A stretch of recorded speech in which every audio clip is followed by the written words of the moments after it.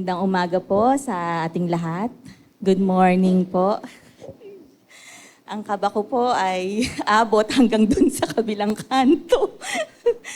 For some reason na po, hindi talaga kami nasasanay na talagang kahit na nagpapakanta dito, kinakabahan pa rin po talaga. Para bahala na po ang Panginoon na gumabay sa akin. Papuri sa Panginoon. So, ayan. Naka-on na ba to? Okay. Ano ba to gamitin? Sige po.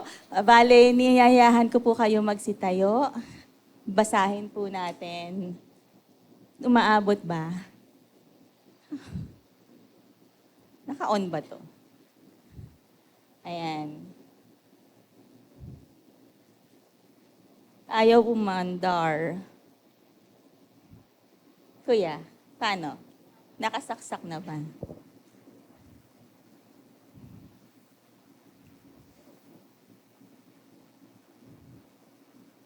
Sige.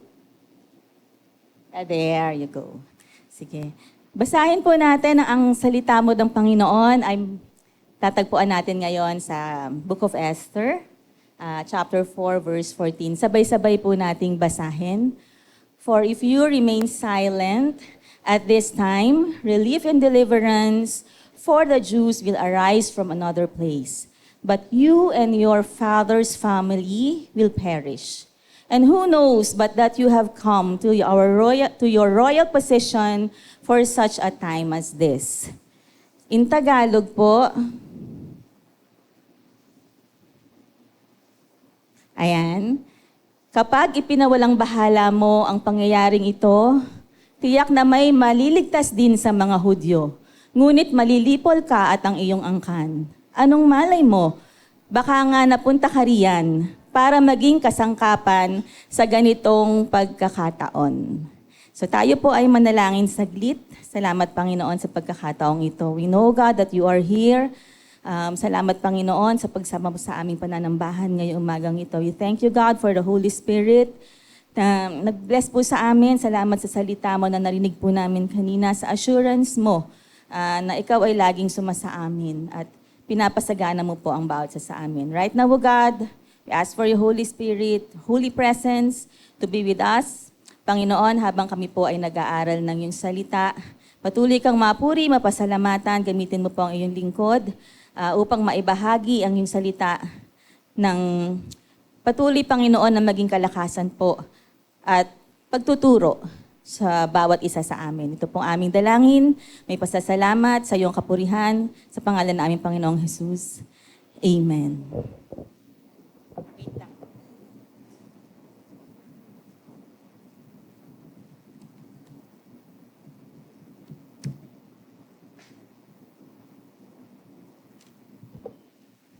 Ilang po. Ay.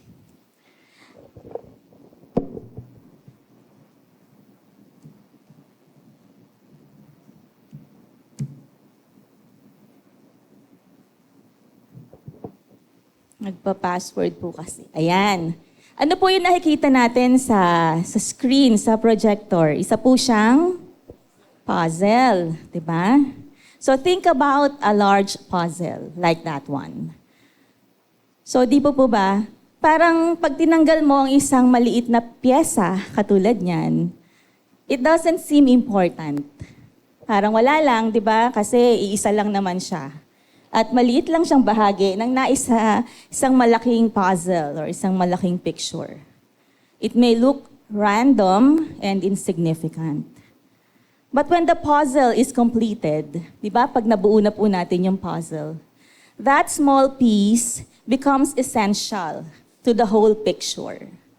Di po ba? Pagka nagagawa tayo ng mga bata tayo, hilig tayo sa ganyan. Binibili pa yan sa tindahan yung mga puzzle-puzzle na ganyan. And pag binubuo natin, akala natin wala lang yung bawat pyesa. Pero bawat pyesa ay mahalaga. Kaya pag nabuo na yung picture, hindi siya makukumpleto kung wala yung isang pyesang yon. So, isipin po natin, in the same way, we sometimes feel small in a big and complicated world. Tayo po yung small piece na yan. Tayo po yung nag-iisang piyesa na yan. Bawat isa sa atin ay bahagi ng isang puzzle. Isipin po natin, we may think, what difference can my life make? Ano ba yung halaga ko sa mundong ito? How can one Christian change anything? So akala natin po, no, maliit lang tayo, wala tayong significance. But the Lord, in the Lord's plan, we are significant.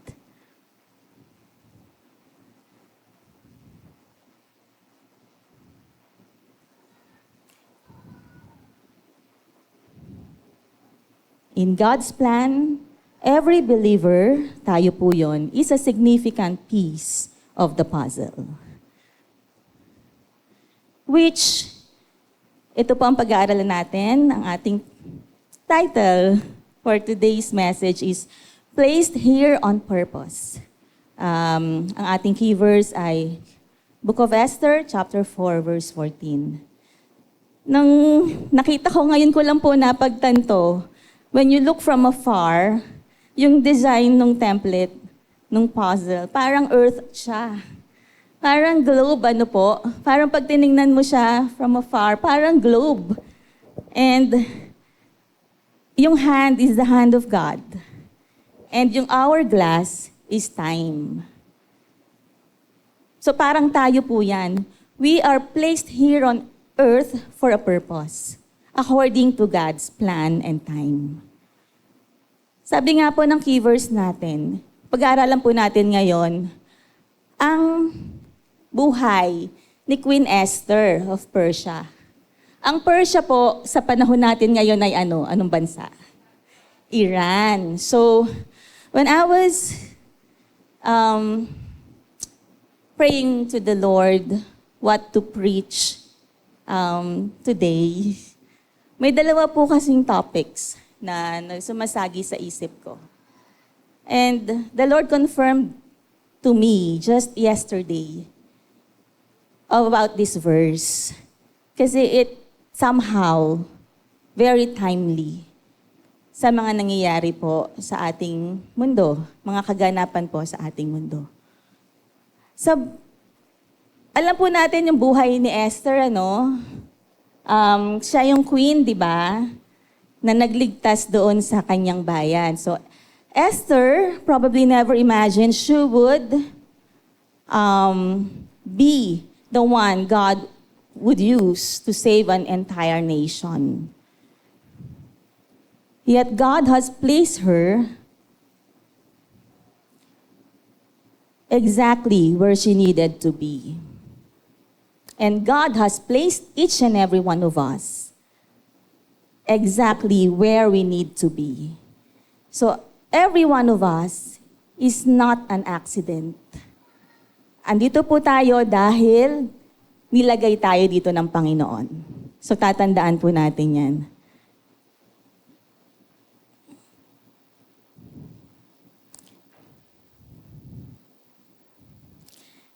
God places His people in specific moments of history to stand for Him, even in uncertain and chaotic times. Right now, we live in a very uncertain world, uncertain times, chaotic nga. Sabihin po ng chaotic, ibig sabihin po ng chaotic ay magulo, di ba? Magulo, dahil maraming nangyayari ngayon sa kapaligiran natin. Sample. Ano po ang sample? May wars tayo. Every day we hear news about wars and global conflicts, economic instability, and rising prices dahil sa gyera, apektado po ang supply ng gasolina. And pagka nag-apektuhan po ang gasolina, lahat na yan magpo-follow suit, di ba? Lahat, mga presyo ng kuryente, mga presyo ng commodities, di ba? Kasi lahat po gumagamit ng gasolina. Kung mapapansin nyo nga, when you pass through EDSA, right now, ang konti po ng mga sasakyan. Hindi na siya ganun ka-traffic during rush hour, ganyan. Kasi nga po, ang mahal ng gasolina ngayon.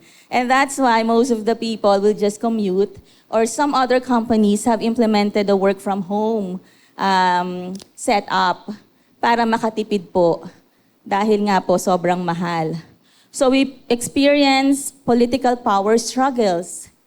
Yan nangyayari. It's a political power struggle. Siyempre, bawat bansa, di ba, pinapakita, malakas ako, kayang-kaya kong conquer ang mundo. Ganyan yan eh. And there is moral confusion in society. Kita nyo naman, di ba, ang mga prinsipyo na noon, malinaw na malinaw sa atin kung ano yung mga hindi dapat maging practice ng mga tao. Pero ngayon, nagiging acceptable na. Nagiging normal na. Yan po, nako-confuse ang maraming tao about what's wrong and what is right. Yan po ang mga sitwasyon natin ngayon. And it's not surprising to our God. Kasi po, sabi nga, di ba, ang mundo ay magiging pasama ng pasama. Dahil sinabi na po yan ng ating Panginoon.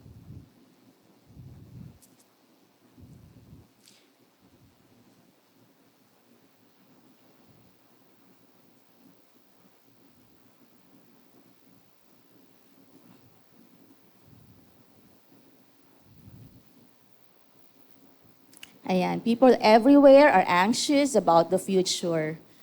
So ano po yung mga tinatanong ng mga tao ngayon? What will happen to our families? So yung iba nagiging nababahala sa mga magiging kaganapan sa mundo. Kasi uncertain nga eh. Hindi natin alam kung ano yung magiging bukas. O what will happen to our economy? 'Di ba? Ano mangyayari? What kind of world will our children inherit sa mga anak natin? Yan po ay mga isa sa mga tanong na nagiging isipin natin, di po ba?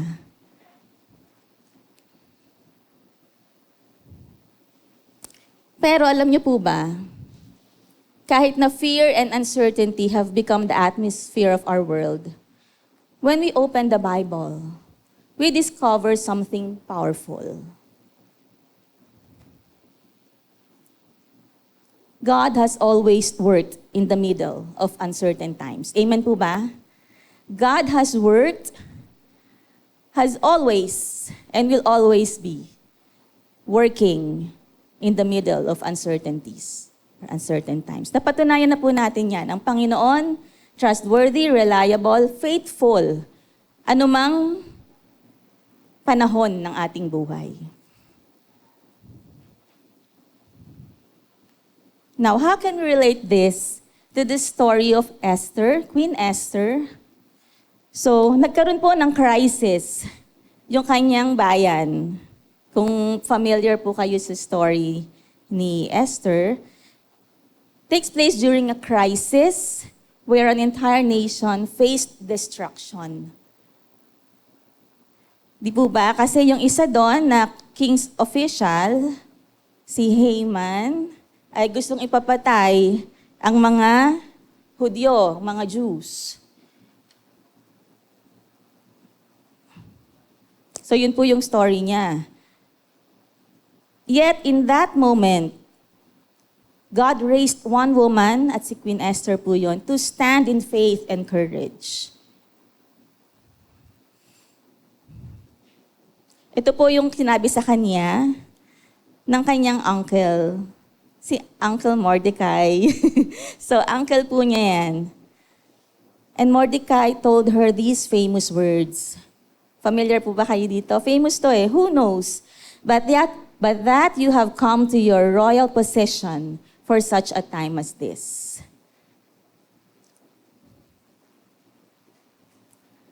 Sabi nga po, the same message applies to us today. God placed you here for such a time as this. Bawat isa po sa atin. We are not placed in this generation, we are not alive in this generation by accident.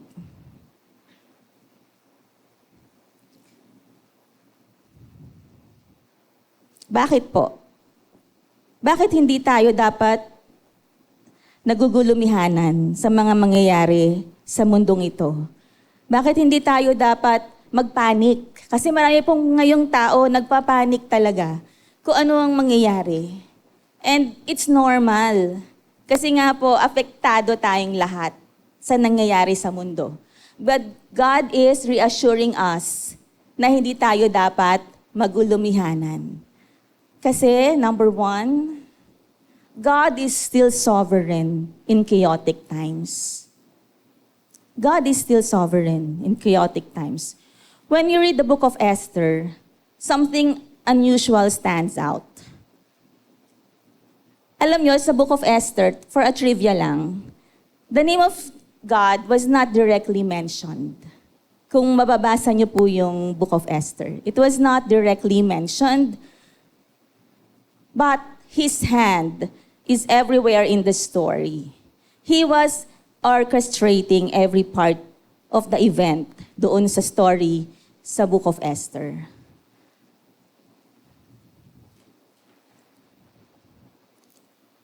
Doon po sa panahong yon, parang sasabihin ninyo, ay, why is God silent? He seems silent, but He is still in control. Makikita po natin kung paano niya ginamit si Queen Esther doon sa sitwasyon na yon para ma-save yung nation niya. God was there all along. In Esther's time po, ng panahon ni Esther, a political leader issued a decree to destroy the Jews. Yun nga po, yung official ni King Xerxes. And fear spread out throughout the whole nation. And the future looked hopeless for the Jews.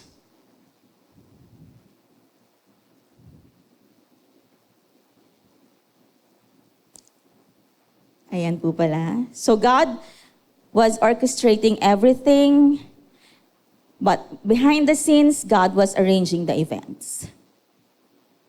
So today, our world looks the same, di ba? It's also chaotic. We see nations fighting wars, economies shaking. Marami pong natural disasters. Mapansin natin, di ba? Yung dating mga panahon na summer pero may bagyo, climate change, global warming, may social unrest. So parang kapatulad po nung panahon ni Esther, ganun din nangyayari na sa atin ngayon. Yeah, but the Bible reminds us, God is our refuge and our strength, a very present help in trouble. Amen po ba? Amen. So that's in Psalms 46:1. He is still sovereign over history. Kings rise and fall, nations come and go, but God remains on the throne. And as Christians, we do not live in fear like the world. We live in faith. Katulad po ng inawit natin kanina. Because He lives, I can face tomorrow. Yun po talaga eh. Because our Lord reigns, we don't have to fear anything. Because God is with us. As Christians, we do not live in fear like the world. We live in faith. Okay?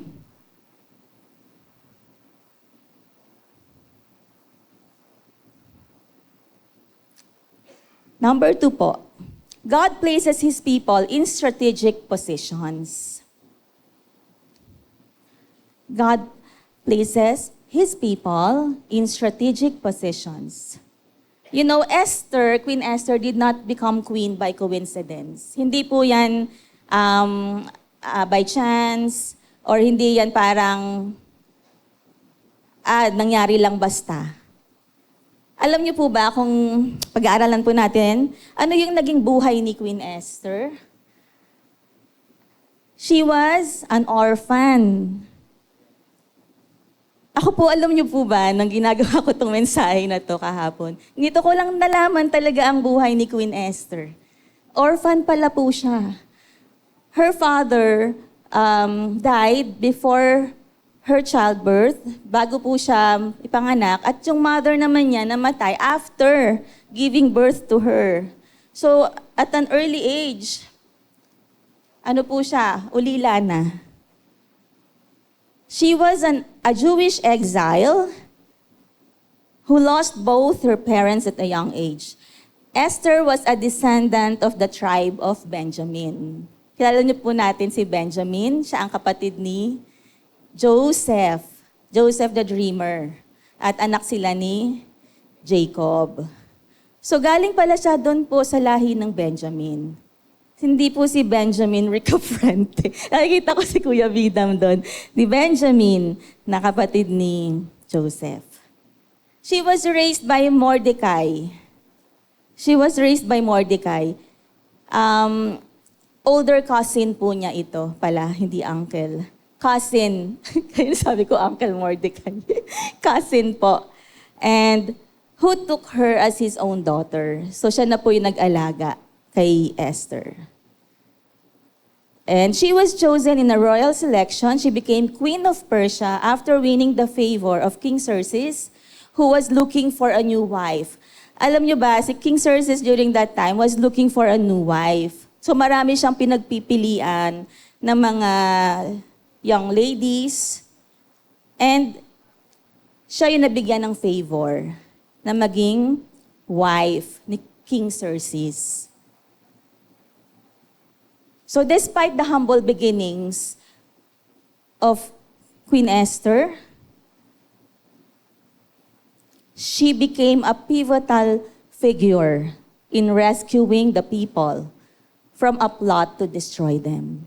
So isipin niyo po, hindi natin nakalain yung ganong kasimpleng tao na ulila, inalagaan lang siya ng kanyang pinsan.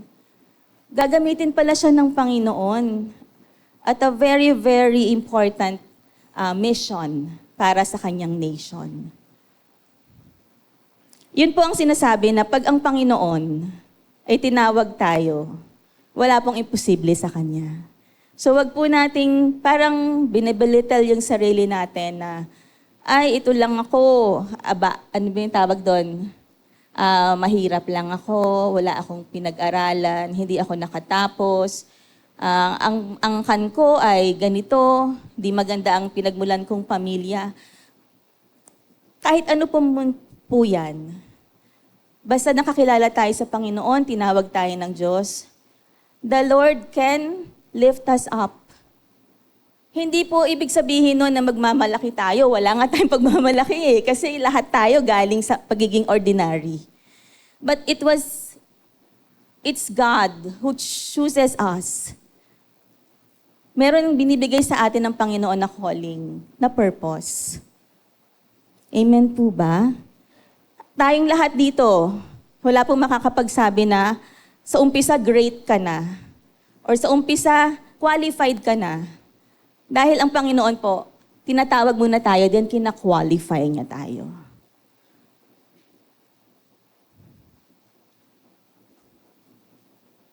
Okay. Ayan. So,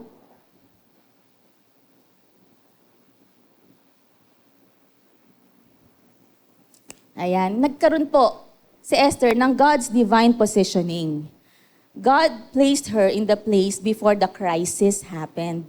May preparation. Kumbaga, hindi niya alam na dun sa childhood niya, in-endure niya lahat, kung ano man yung mga paghihirap, sufferings niya dahil orphan po siya. Pero yun pala may plano sa kanya ang Panginoon. And it was a preparation before the crisis. Alam nyo, pagka tayo nagdadaan sa mga pagsubok, mga sakit, karamdaman, katulad ng mga pinatutuon ni Ninang Dolly kanina. Ako, kasi nagkakaroon ako ng mga matinding sitwasyon sa buhay, naalala ko po talaga yung mga kapatid natin na nagtagumpay over sickness, over diseases, dahil sa mighty healing ng Panginoon. Sa Ate Letty, di ba? Wala pong imposible kasi sa Panginoon eh. Who can tell? Ninang Dali is already 75. Mukha lang 57. Di ba? Alam nyo, sobrang amazing talaga yung case niya. Kasi at that age, na-intubate po kayo, di ba? Alam nyo, most of the time, pag nahi-intubate, gumagraduate po talaga. Nakakakita na yan ng liwanag. Tinatawag na sila. Kasi nga po, dito yan, di ba? Direkta sa lungs. And pagka ganong age na, hindi na kinakaya. Pero the Lord still has a purpose. Sa buhay po, ni Ate Letty, ni Ninang Dolly. Kaya andito pa sila. Dahil may ipapagawa pa sa kanila ang Panginoon. So ganun din po tayo. Lalo na tayong mga healthy. Ako hindi masyado dahil nag-maintenance. Pero lalo na mga kabataan, di ba? Na wala pang mga obligasyon sa life. Huwag kayong madidepress. Alam niyo, maraming kabataan ngayon, naririnig ko talaga yung mental health. Panahon po kasi namin, di nga namin alam yung salitang yun. Yung not even depression, yung term na yan, parang pagka ginamit namin yan nung panahon namin, halimbawa lang ginamit, pero never ko din ginamit talaga yan. Parang wala ka ng pag-asa, parang, alam niyo yung mga nakikita natin sa kalye, na iniwan na ng pamilya. Parang para sa akin, yun yung picture ng depression. Pero ngayon, ang mga kabataan, napagalitan lang ng teacher, or wala lang wifi, nade-depress na. I don't know. Maybe they have their own dynamics sa kanilang buhay ngayon dahil iba rin talaga yung generation nila. Pero alam nyo ba, sa Panginoon, sabi nga ni Pastor noon, walang Kristiyanong nade-depress. Amen ba? Can we take that as a declaration? Walang Kristiyanong nade-depress. Bakit? Because we have a hope in the Lord. We have this joy from the Lord. We have this peace from the Lord. Parang pagka na-depress ka, iniwanan ka na ba ng Panginoon? Diba? Pagka pina-persecute ka, may mga nagpa-persecute sa atin eh. Everywhere, workplace, sa business, yung mga hinihila ka pababa. Di po ba? Pagka nagdadaan ka sa matinding kahirapan, let's say sa health mo, financially, ang naiisip ko na lang, Lord, hindi mo pa naman hinihingi ang buhay ko. Gets niyo po? Hindi mo pa, Lord, hinihingi ang buhay ko. Ang Panginoong Jesus nga, ibinigay niya ang buhay niya. Hiningi ng Diyos Ama na mamatay ang ating Panginoong Jesus para sa ating lahat. Tayo pa, na niligtas ng Panginoon, hindi nga tayo karapat-dapat eh. Tapos nagdadaan ako sa isang krisis ng buhay ko. Ito pa lang ako, sarili ko pa lang. Hindi pa hinihingi ang buhay ng pamilya ko. Hindi pa hinihingi ang buhay ko. Bakit ako madidepress? No? Kaya talagang minsan pag naiisip natin yan, mahihiya tayo sa Panginoon. Mahihiya tayo na puro excuses na lang ay binibigay ko sa Lord. Konting sakit ng ulo, hindi ako attend. Konting nalungkot lang ako kasi hindi ako pinansin ng crush ko. Nalungkot na. Ayaw na umattend. Diba? Dinamay pa ang Lord. Wala namang kinalaman doon ng Panginoon. Alam nyo ba, natutuwa ako sa mga kapatiran natin dito na, alam nyo yun, lalo na sa mga GHC natin, umaakyat dyan sa ating ilang palapag yan. Just to be here. Just to attend church and worship the Lord. Sa mga merong konting karamdaman, or kaya sobrang busy, wala pang tulog, andito. Kasi gustong purihin ng Panginoon. Gustong magpasalamat sa Lord. So yun po yung maging attitude natin ba? Kasi bakit?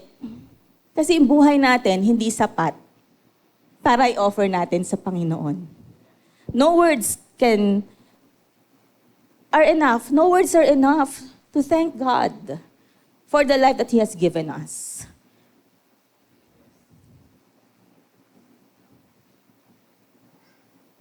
So, ang Panginoon po, inilalagay tayo sa mga strategic na lugar.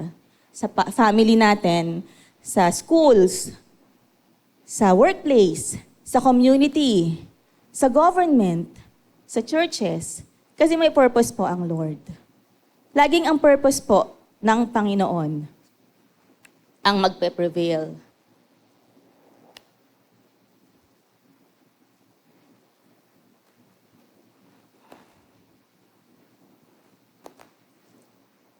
Alam po ng Panginoon ang mangyayari, kaya hindi po nauna na po siya sa atin. Sabi nga, He goes before us. Nauna na po siya sa atin. Sabi nga, in a dark world, like what we have now, He has called His people to be salt and light po. Naku nga, parang iba to. Iba tong slide ko. Ayan. Ayan. God placed you here on purpose. Sabi nga sa Matthew 5:13-14, we are the salt of the earth. We are the light of the world.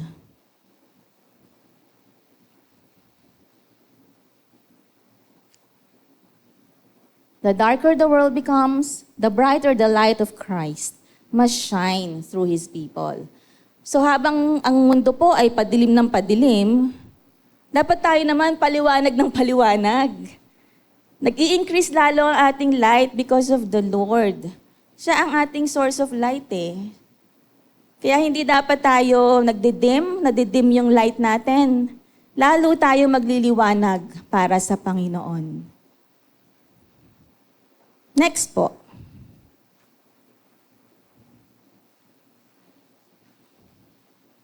Number 3, standing for God requires courage. Alam niyo po, nang sinabi ni Mordecai kay Esther, Queen Esther, makiusap ka sa hari. Si King Xerxes po yun. Diba? Sabi, makiusap ka sa hari na wag hayaang ipapatay ang mga Jews. Kasi nag-issue nga po ng decree, papatayin lahat sila, malilipol ang bayan niya ng mga Hudyo. Sabi ni King Mordecai, nakiusap ka sa hari. Si King Xerxes. Ganun po pala, no? Kahit na parang napili na siya bilang wife, pero hindi ka pa rin may direct access pala sa king. Diba? Parang, doon ko na-realize yun na, wow, kahit na asawa na, magiging asawa, pagkahari talaga ang wala kang direct access sa kanya. Ganun po ka-powerful ang king. And it was not a simple request. Alam niyo ba, yung sinabi ni Mordecai, punta ka sa hari, pakiusapan mo siya. Hindi po yun simple request. Bakit? Kasi po it could mean death to her. Approaching the king without invitation could mean death. Ganun po pala ang talagang patakaran nila ng panahon na yun. So Esther faced a decision. She could choose, nung panahon na yon, kung kayo to, kayo si Queen Esther, kayo yung nakikita ni Mordecai na talagang magiging instrument para ma-save yung nation niya. Sa tingin niyo po kaya, anong magiging tatakbo sa isip niyo? So, she faced a dilemma. She could choose safety and silence, but she could also choose courage and obedience. Mahirap po yan. Sa totoo lang. Kasi buhay mo ang nakasalalay. So ano pong pinili niya? Anong pinili ni Esther? Ito ang famous line niya. Finally, she declared, basahin po nga natin, if I perish, I perish. Yun po ang language of courageous faith. Pinagdesisyonan niya, okay, kung mamamatay ako, pero ipaglalaban ko ang bayan ko. Kasi iyon ang naging wisdom naman ni Mordecai na galing sa Panginoon.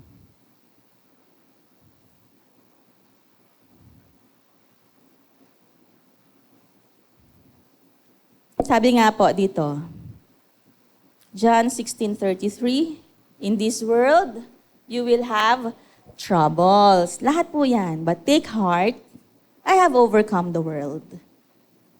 Because Jesus has overcome death, resurrected, and now is reigning sa kingdom kasama ang ating Diyos Ama. You know, following Christ has never been easy. Sino po ang nagsabi dito na aandaling maging Kristiyano? Di ba? Parang, when we accepted the Lord Jesus Christ, mapapansin ninyo, diyan na mararanasan natin ang iba't ibang klaseng pagsubok sa buhay. Pero despite ng mga pagsubok na yan, we remain standing. Bakit? Kasi kasama natin ang Panginoon. And for all you know, lahat ng testing and trials na yan, preparation lang yan para sa acting, character development. Preparation lahat. Kaya pagka nagkakaroon tayo ng mga kung ano-ano, iba't ibang klase na pagsubok, always remember that God is preparing us for a greater purpose. Laging ganun po. Kung mapapansin nyo, panahon nila King David, bago siya talagang i-ordain na king, di ba? Tinutugi siya ng bataan ni King Saul na naiinggit sa kanya. Kailangan niya magtago. And yet, naisulat po niya ang napakadaming psalms, mga songs, habang siya ay tinutugis. Si Joseph, binitray siya ng mga brothers niya, pinagbenta siya as a slave.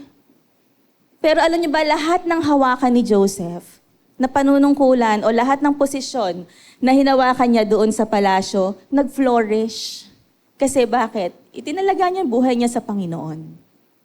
So, ganun po tayo. Ang mindset natin, let us get inspiration doon sa mga buhay ng mga biblical characters na to, na nagtagumpay despite the odds. So, minsan, mayroong magmamock sa atin. 'Di ba? May magre-reject sa atin. May social pressure sa mga iba't ibang desisyon sa buhay. May opposition. Ba, nag-share tayong gospel, mapapansin nyo, dedebatihin na kayo. Madalas, sino po ba ang nadadebate ng, ng iba't ibang mga paniniwala? Maranasan po talaga natin yan.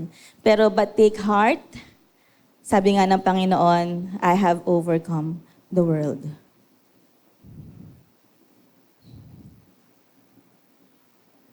You know, sabi nga ng Panginoon, whoever wants to be my disciple must deny themselves and take up their cross and follow me. Faith requires courage. Yun po yung in action eh. Hindi lang puro nasa Bible tapos puro memorize lang tayo, memorize. Kabisado natin from cover to cover. Pero if there is no action, baliwala po. Faith without works is dead. So we must take action sa faith natin. That's the only time that we can really say to the Lord na, Lord, talagang disciple mo ako. Follower mo ako. In this world po, na sobrang gulo, the world desperately needs courageous Christians to stand up for the Lord.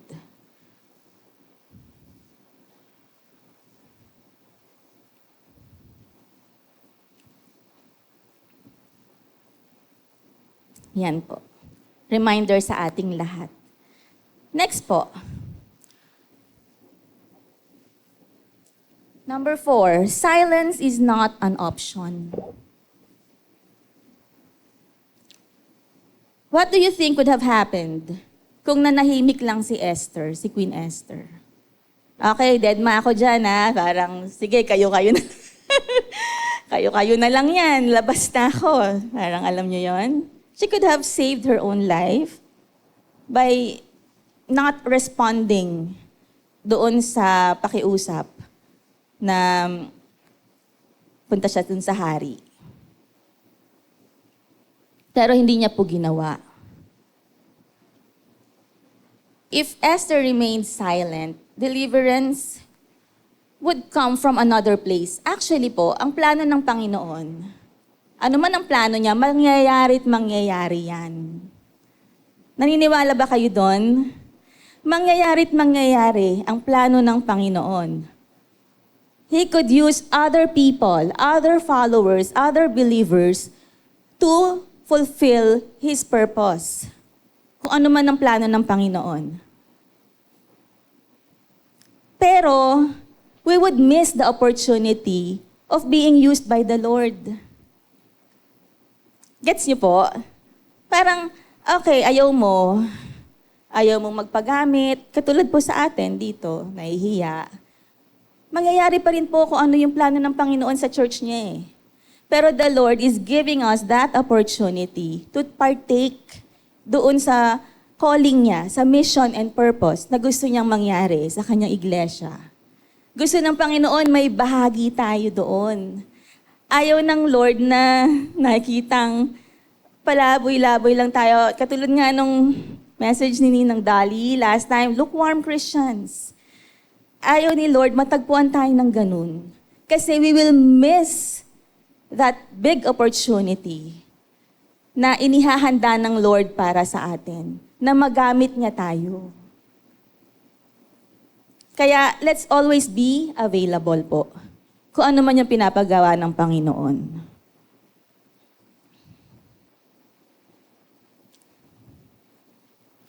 Alam niyo po, ang iglesia natin ngayon faces the same challenge. We are called to share the gospel. We are called to stand for truth. And we are called to show the love of Christ. We cannot remain silent while the world is lost in darkness. Tayo po ay ilaw at asin. Huwag po tayong matagpuan na natutulog po tayo sa pansitan. Ayan yung mga, ang tawag doon, yan yung mga salita ng mga sinaunang tao. Tutulog sa pansitan, tuloy, naiwan. Naiwan sa outing, naiwan sa kung ano mang pupuntahan dahil natutulog. Kailangan po gising na gising tayo dahil malapit na pong pumarito ang Panginoon. Okay? Lagi po nating iisipin that we should shine like stars in the sky as we hold firmly to the word of life. Philippians 2:15.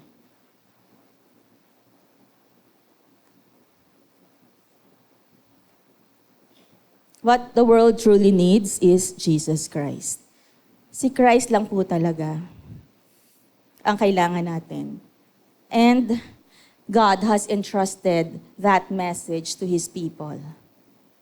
Panginoong Jesus lang po talaga ang kailangan natin. Number 5, enduring suffering until Christ returns.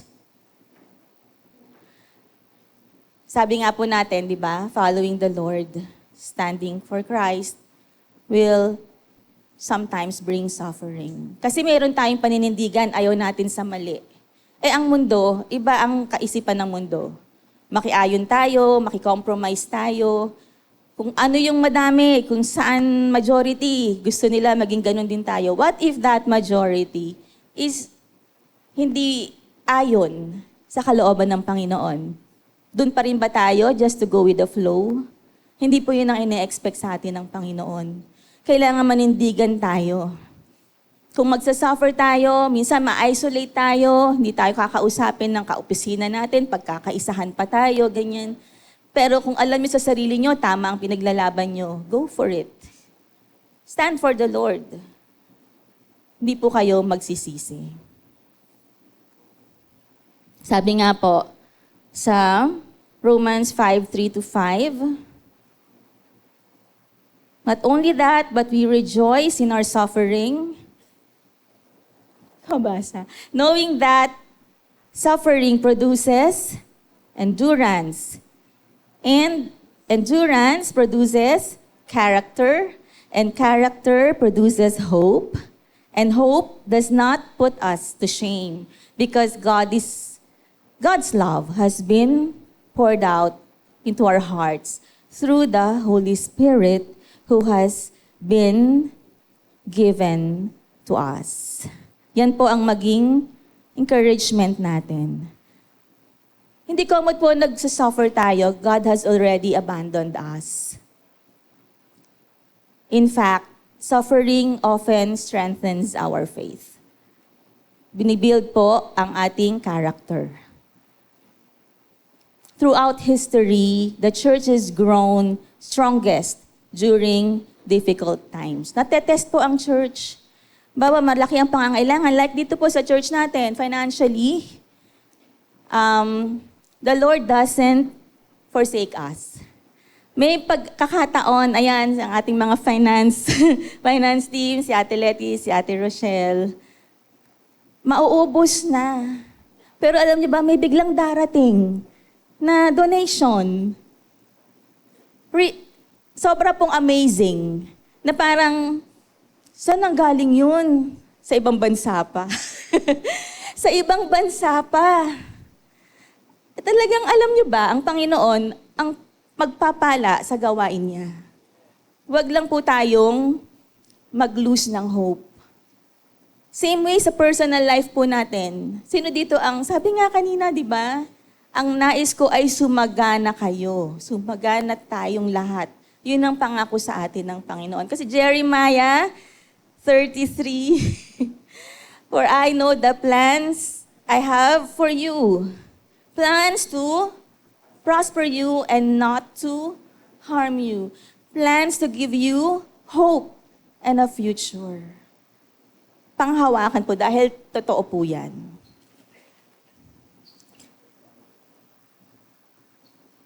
You know, kahit na may mga masyadong magulo ang mundo, our ultimate hope is not in this world. Nasaan po ang hope natin? Na kay Kristo.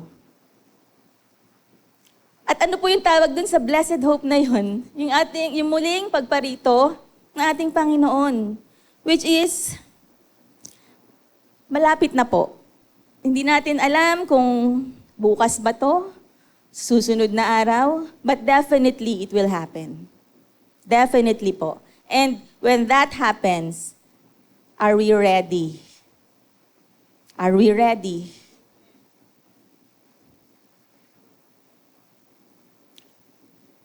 Harinawa ay handa po tayo kaharapin ng Panginoon.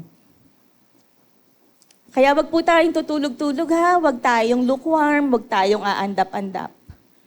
Maging handa tayo sa muling pagparito ng Panginoon. Sabi po sa Titus, while we wait for the blessed hope, the appearing of the glory of our great God and Savior Jesus Christ, mag-endure po tayo. At kahit anuman po ang mangyari, we know for a fact, Christ will return.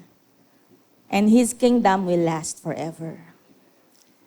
And we will be in that kingdom to reign with the Lord forever. Kaya anuman po yung pinagkitiisan natin ngayon, wala po yan dun sa glory na marireveal sa atin. Amen po ba? Walang-wala. Doon sa buhay na ipinipare sa atin ng Panginoon. Di ba sabi nga ng Panginoon, in my Father's house are many mansions. I go to prepare a place for you. Imagine niyo yung importance na binigay sa atin ng Panginoon. Sobrang importante tayo sa harap ng Panginoon. Pinagpe-prepare niya tayo. Kung maliit man ang ating mansyon ngayon, na pagpasok mo, andyan na lahat. Ito na yung kwarto, ito na yung CR. Di po ba? Ay, naku, totoo. Akamit po, ganyan nun. Mansyon pala ang pinaprepare sa akin ng Panginoon. Kung ang gold ngayon ay napakamahal, per gram yan, di ba? Aapakan lang po natin yan dun sa kalangitan. Ang mga magiging dingding natin doon ay mga precious stones. Would you believe that? Grabe po, grabe. Kaya wag po tayong manghina ang loob. Kasi our God has really prepared the best for us. No eye has seen, no ear has heard what the Lord has prepared for His people.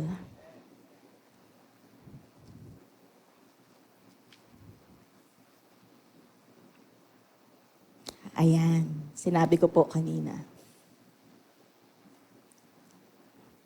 Bahagi po kayo, bahagi tayo sa story ng Panginoon. Bahagi tayo, bawat isa sa atin. Imagine niyo po, if Esther had chosen silence, ano nangyari? 'Di ba? But she chose courage. And because of that decision, a nation was saved. The difference between an ordinary life and an extraordinary life often comes down to that one moment of obedience to God. That one moment of obedience. Alam nyo, ito ina-example ko din. Si Pastor Papa, lagi siyang naimbitahan sa US, di ba? Para mag-Bible study doon. Yung church doon ay magko-conduct siya ng mga lessons niya. And dahil natutuwa yung community doon, ayaw na siya pauwiin. Ayaw na siyang pauwiin. Dito ka na lang, Pastor, mas maging masarap ang buhay mo dito. Siyempre, marangya sila doon eh, di ba? Eh tayo, Jewels, di ba? Naalala nyo, andun pa tayo sa Rodriguez. Kita nyo naman yung structure natin doon. It's an open house. Dahil pagpasok mo, yun na talaga siya. Pero alam sinabi ni Pastor, hindi kasi ako tinawag dito ng Panginoon. Bagamat nagiging masarap ang buhay ko dito. Pero hindi ito ang ministeryo, hindi dito, kundi doon sa Jewels. Di ba?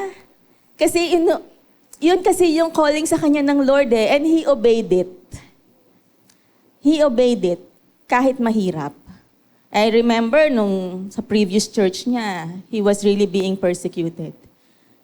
But he obeyed what the Lord has commanded him to do based on God's will and standards and will ng Panginoon. Si Pastor Felix din, naalala ko yan, leaders meeting yan eh. Parang si Pastor Felix, na-appoint na dito ni Pastor na siya na dito sa Marikina. Kasi parang gusto ni Pastor, parang retire na ba? I remember that. Gusto na munang, parang consultant na lang si Pastor kasi si Pastor Felix ay pwede namang pangunahan na ang Marikina. Pero at some point, siguro dahil andun nga yung kinausap siya ng Panginoon, hindi, kailangan ka pa talaga ng Marikina, wag kang magre-retire dyan. Sabi nga niya kasi walang retirement sa Panginoon. So hindi. Alam niyo ba si Pastor Felix, sinabihan niya yung meeting na yon. O Pastor Felix, pasensya na pero babalik ka sa Sariaya. Kasi nga, kailangan ka doon. Alam mo ba si Pastor Felix during that time, napatingin siya sa ceiling, sa kisame. Kasi alam niyo ba kung bakit? Settled na sila dito. Ang mga anak niya na-enroll na niya. Na-enroll na niya. Kumbaga, yung mindset, settled na. Pero anong ginawa ni Pastor Felix? Sumunod. Kasi kailangan siya sa Sariaya. And look at Sariaya now. So may mga times na gano'n na parang wala naman sa hulog. Parang wala sa katwiran ba? Pero alam niyo ba, ganun kasi ang Panginoon eh. His thoughts are higher than our thoughts. His ways are higher than our ways. Kaya ang kailangan lang natin, one moment of obedience. Kaya kung tayo, sa tingin natin sa sandaling ito, meron akong dinidisobey kay Lord.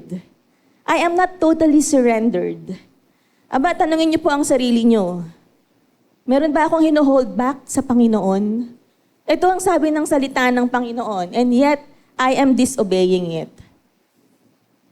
Tapos darating ang Panginoon, ganun ang sitwasyon natin. Would you think, makakasama ba tayo nun? Well, I'm not here to decide. Panginoon lang nakakabasa niyan. Panginoon lang ang maghuhusga niyan. Pero sa sarili natin, alam natin yan. Yung mga kailangan nating isuko pa sa Panginoon dahil every day the Lord is perfecting us. Hindi naman tayo one time, big time, change ka na from glory to glory. Wala ka ng kasalanan, hindi ka na magkakasala. Walang ganon. Lagi po tayo kasi humihingi ng mercy kay Lord. Kasi every day, nagkakasala pa rin tayo. Pero iba kasi yung kasalanan na pinaninindigan mo na. Alam niyo ba yon? Iba yung mistakes kasi dun sa intentional na pagsuway. Pagsuway, tama. Alam mo, mali ito, ginagawa mo pa rin. Bakit? Pinaninindigan ko na to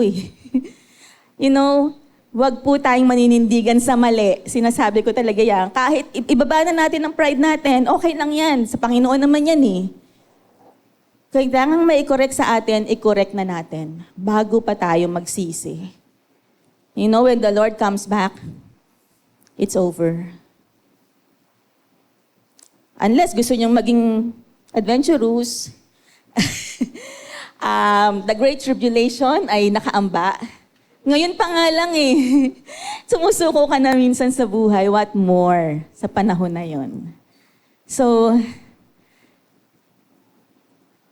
kailangan natin mag-obey sa Panginoon. Malapit na po ako matapos. Nilagay po tayo ng Panginoon dito para tumayo, tumindig, magliwanag, at gabayan ng iba para sa hope na ibinibigay sa atin ng Panginoon.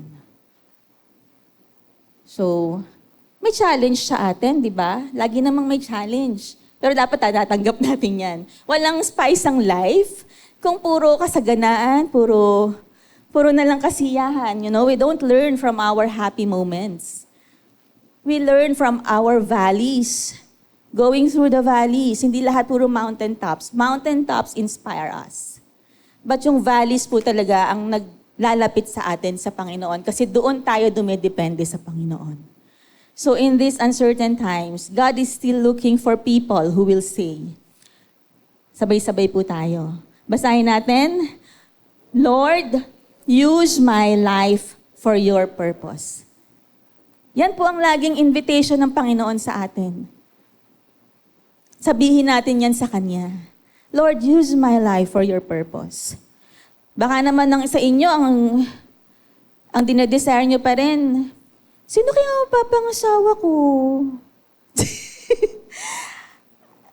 Diba? Yung iba, ganun na lang ang goal sa buhay Pagka-graduate, tatrabaho, tapos, sino kaya? The Lord will give you that perfect partner for you. Marriage is not just about between the two of you. Marriage is about the Lord. Marriage is about a covenant that God will put sa dalawang tao to fulfill His purpose. Yun po ang marriage. So hindi lang yan dahil gusto ko tong taong to. Hindi po yun. The Lord is the one that orchestrates even marriage and relationships in general.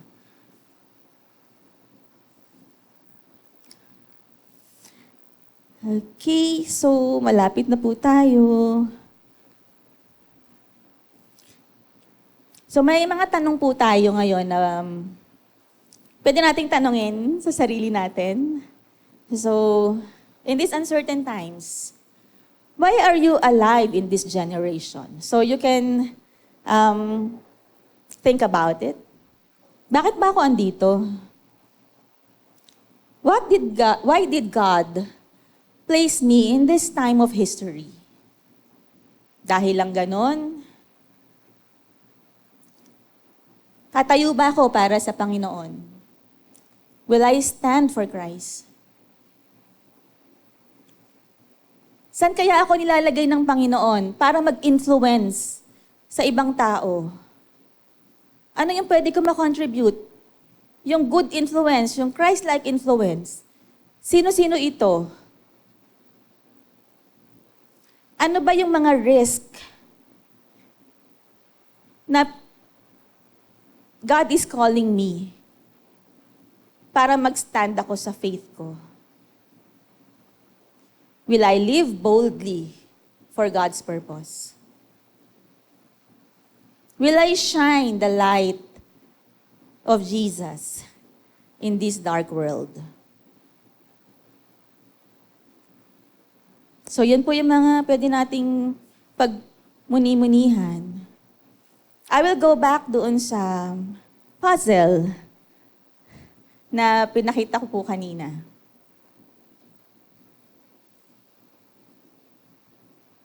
Bawat isa sa atin ay piyesa, mahalagang piyesa, na kukumpleto sa picture, sa story ng Panginoon.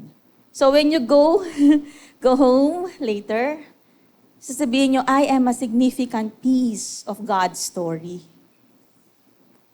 I am significant to the Lord. The Lord has this very, very important purpose for me. Kaya wag niyo pong maliitin ang sarili niyo. We were created in the image of God. Hindi para pagmalakihan natin ng Panginoon, kundi para magbigay glory sa pangalan niya. So the Lord is asking same questions from each of us. And the answer is the same. The same one that Mordecai gave Esther, Queen Esther.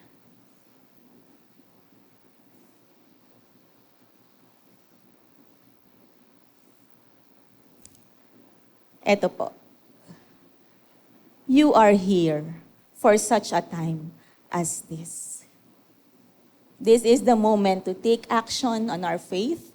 This is the moment to finally decide to go to the side of the Lord, to follow His will, to stand up for the truth based on God's Word.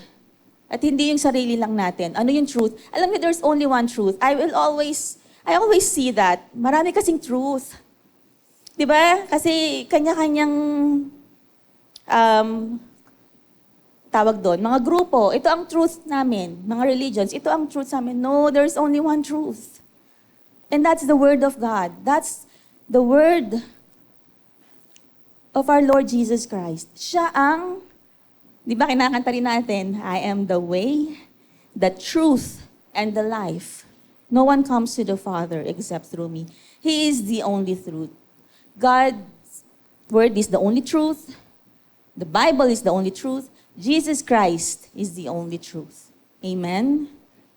So we are here for such a time as this. Sabihin niyo nga po, I am here for such a time as this. Amen. A blessed Sunday and all glory to God. Papuri po sa Panginoon.